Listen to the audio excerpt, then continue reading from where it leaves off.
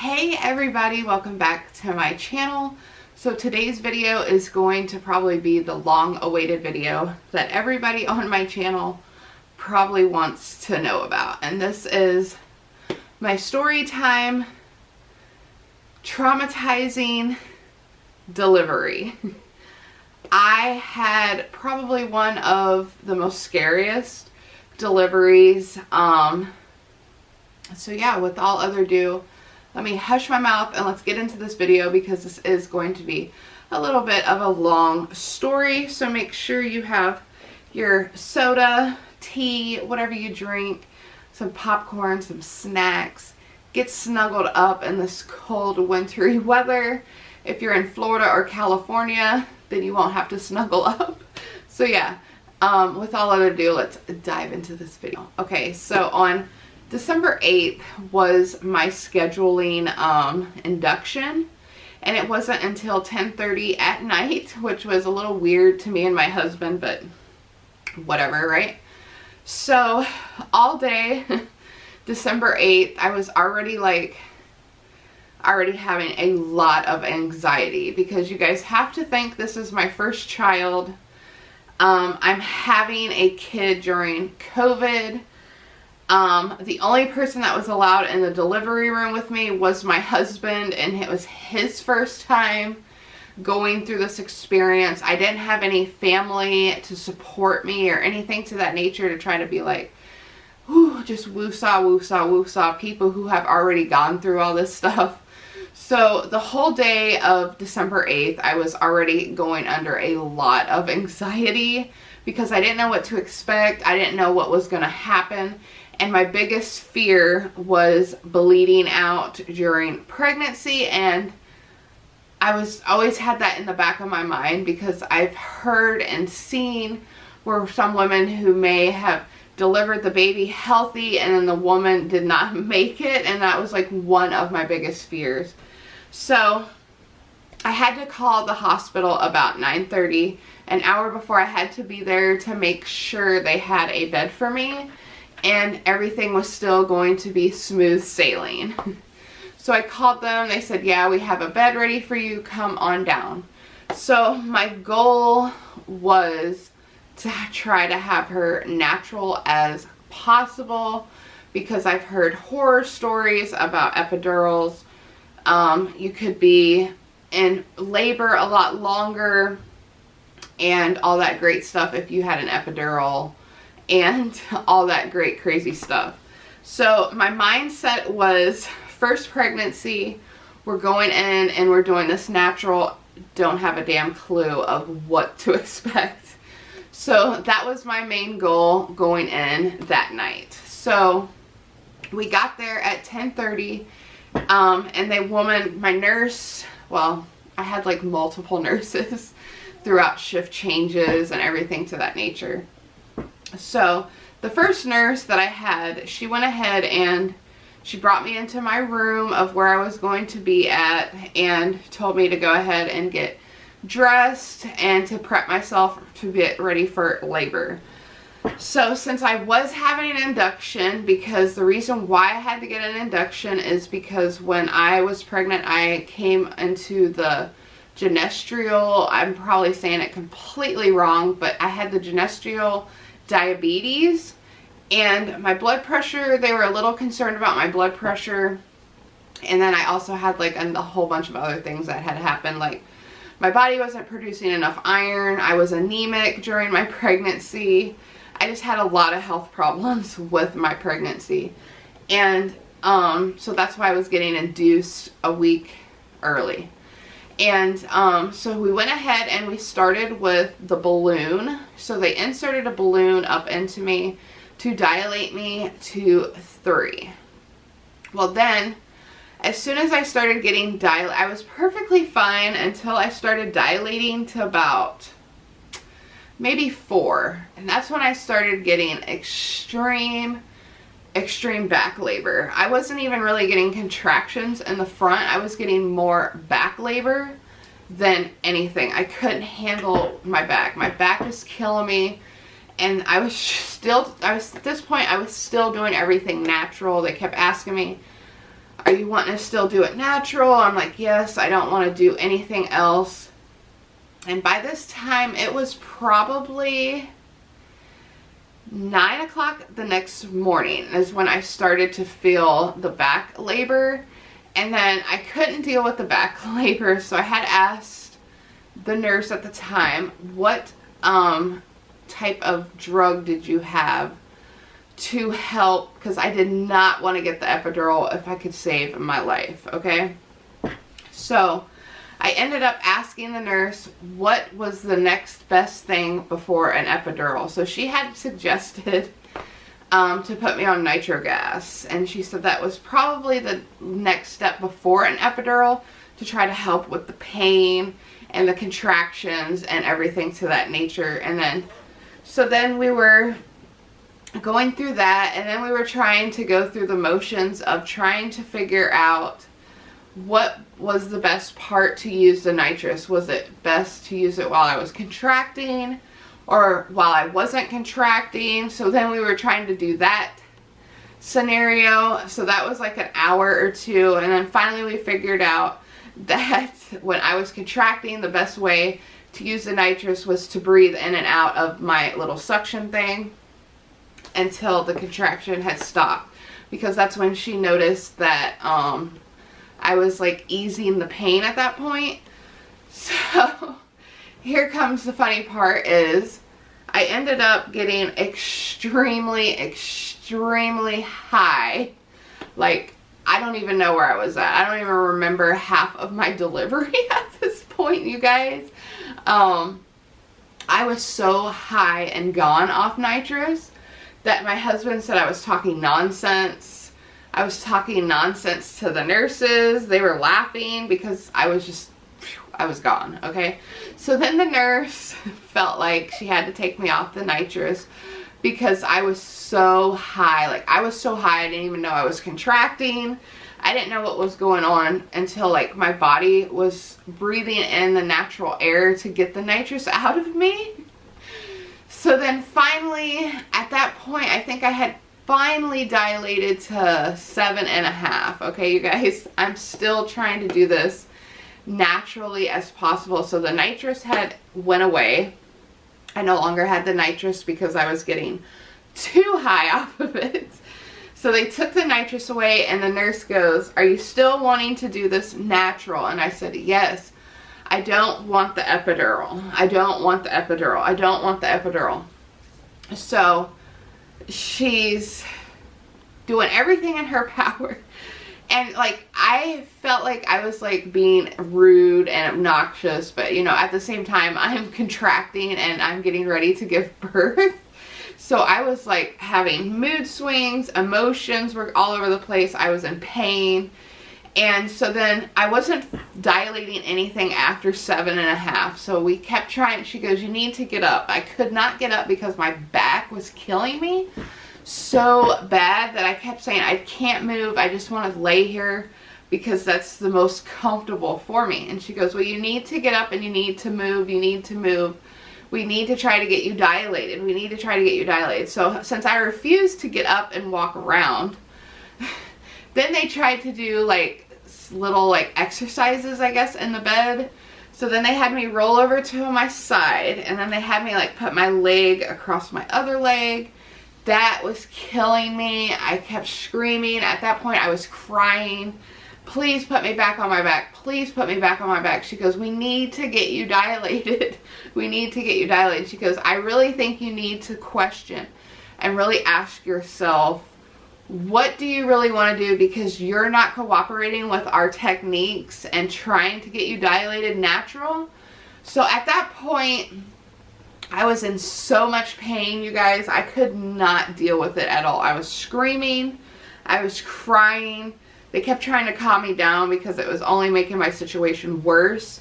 So finally, I had to end up getting an epidural. As bad as I did not want to get an epidural, I ended up getting an epidural because my body was not allowing me to do anything natural. So at that point, I told the nurse, I said, "Just please go ahead and get me somebody who can do the epidural for me." So I ended up getting an epidural, which I did not want to do. But I couldn't handle it and my body was telling me. And then at that point my body was getting so tired, because at that point I was already in 16 hours of labor, you guys. And my body couldn't do it. I couldn't do it anymore. I just wanted the pain to go away. So as soon as we got the epidural guy in there, he went ahead and he set up the situation and I got my epidural. And I'm serious, like within probably 5 to 10 minutes, everything had just completely went away. I felt normal. And for anybody who doesn't believe in an epidural or has had an epidural, all I'm going to say is an epidural is fucking magical. That's all I'm going to say, is because I ended up passing out. Like as soon as I had the epidural, I was so tired. My body was tired. I ended up falling asleep for about 2 hours. And then they checked me for dilation. And then at that point, about 5 o'clock, I was 10 centimeters dilated. So I was ready to go ahead and start pushing. So then we were pushing for a good hour and nothing was really happening. So at this point, I was already like 17 hours into labor. So since I was numb, I couldn't really feel anything of where they kept telling me to push. So I guess I was pushing a lot with my legs, and they kept saying, you're pushing with your legs, that's not what you're supposed to do. And I kept telling them, I have no idea what you're doing because I'm so numb from the waist down. I didn't know what was going on. I couldn't feel where they were touching. I just had no idea what was going on. So at that point, it was 6 o'clock, and I'm like, yes, or no, I started pushing at 4. So yeah, I said, it's 5 o'clock, maybe she'll come at 5 o'clock. So we kept pushing and pushing and pushing for another hour. Nothing was going on. So it was probably about 5:45, a doctor walked in and she goes, since we're getting no progress and you have been in labor, at this point I was in labor for over 18 hours, you guys. My body was over it and the doctor knew it. So we had to end up forcepping her out of me. And finally she came at 6:02 and she was 7 pounds, 15 ounces, and she was born at 6:02 p.m. on December 9th at 20 inches and a half. So that was the good thing. And then of course they did the skin to skin thing, but then this is where the extreme traumatizing part came in, and this is where it got really scary. Is my placenta refused to come out for probably 20 minutes. They finally got my placenta out. As soon as they got my placenta out, I started to hemorrhage and I lost 6 pints of blood. And that was my biggest fear, was bleeding out. But finally they got it in control and they ended up saving my life, which I passed out with my baby on my chest. So I didn't really have the skin to skin thing with her because I ended up passing out and I really didn't know exactly what was going on at that point. A nurse was shooting me with something to keep me from hemorrhaging, and at that point I was passing out, so I really didn't know what was going on. And finally they brought me back, like, I guess. They started asking me a bunch of questions to see if I was coherent. I was answering them correctly as possible. And then finally they got me to, and then what they actually found out was my IV came undone. So as soon as the nurse hooked me back up to my IV and shot me with the thing to keep me from hemorrhaging anymore, then my blood flow started to calm down. And then they finally got my uterus to calm down, because I guess that's where I was losing a lot of my blood from. And then I ended up getting a 3rd-degree tear from this pregnancy. So it's like, I've had a traumatizing pregnancy. And then after the fact, they got me all stitched up. So then they brought in a lab tech guy because they thought I needed to get a blood transfusion. So they took my blood, and then about an hour later, the guy came back in, took some more blood, and at that point, he said that my blood levels were starting to get back to normal, to where I did not need a blood transfusion, which, thank God. And, I mean, if I had to have it, I would have taken it to save my life and whatever. But I just, the whole, like, somebody else's blood in me is just weird to me. But my body, I guess, ended up producing enough blood to where I did not need to get a blood transfusion. So that was a good thing. And then, so they kept me in the hospital for 3 days. I wasn't even discharged until Saturday, which would have been December 12th. So they kept me in the hospital 3 days after she was born. And then I ended up having an episode after they got me into my recovery room. I was doing fine. They started giving me like my medicines, my ibuprofens, stuff to treat my tear and all that stuff. So then at that point I was in so much pain of dealing with my tear. My stomach was so sore from all the pressure of giving birth.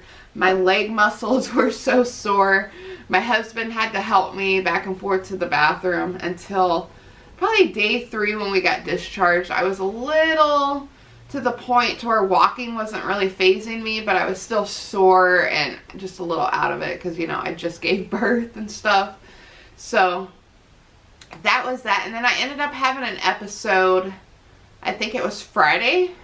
We were supposed to get discharged Friday, but I ended up fainting again, and they couldn't figure out why I started to faint again in the hospital. So then they thought I was hemorrhaging again, so they checked to see if I was bleeding. I wasn't bleeding. My blood pressure was a little tiny high, but it wasn't anything to that nature to where they were like extremely concerned. So they ended up keeping me to make sure I didn't have another episode, and I didn't. So we finally got to leave on Saturday, and then she ended up with a mild case of jaundice. So that was another reason why we had to stay in there, because her jaundice levels were a little high the day that I had my second episode of fainting. And I'm just like, oh my goodness, I just want to go home. But also at the same time, it's like they were doing everything they could to make sure I was healthy before I left and she was healthy before she left. But all I wanted to do was just leave. I'm like, I just want to go home. I just want to go home in the privacy of my home. And then the other thing that is really sad is probably about 5 days after Brooklyn came home, I had to end up getting rid of my cat because my cat is very, she's a very unique cat. She has a bad attitude problem. She was a one-person owner cat, and she did not like change. She hated the dog. She didn't like my husband that much. The only person she really was like attached to was me. And that was one of my biggest fears, was once Brooklyn came home, how is she going to act with a newborn and taking the attention away from her to the newborn. And that's exactly what ended up happening. And my cat ended up pissing on a lot of stuff, tearing a lot of stuff up because of jealousy problems. And she was acting extremely weird towards my daughter. And I told my husband, I said, you know, I can't just be like, oh, I need to get rid of my daughter because my cat's having an issue. It's a cat, it's an animal. If I can give it to somebody didn't want to take her in because of her age, and she did have a lot of health problems. So I just went ahead and just told myself, I'm just going to go ahead and turn her into the animal shelter. It was a hard thing to do, but we have to move on and take on the safety of my daughter, because your cat urine can interfere with her and her health. She's still young. And so we had to end up getting rid of my cat after all this. So very traumatizing. So yeah, I hope you guys enjoyed this little story time video with me. there's anything else that you want to know, let me know. Ask me down in the comments, and I'll be sure to answer them for you the best way I can. And as always, you guys, I upload every 3 days due to working purposes. And I'll see you soon in my next video. You're beautiful. Stay true to yourself and don't let nobody tell you otherwise. See you guys.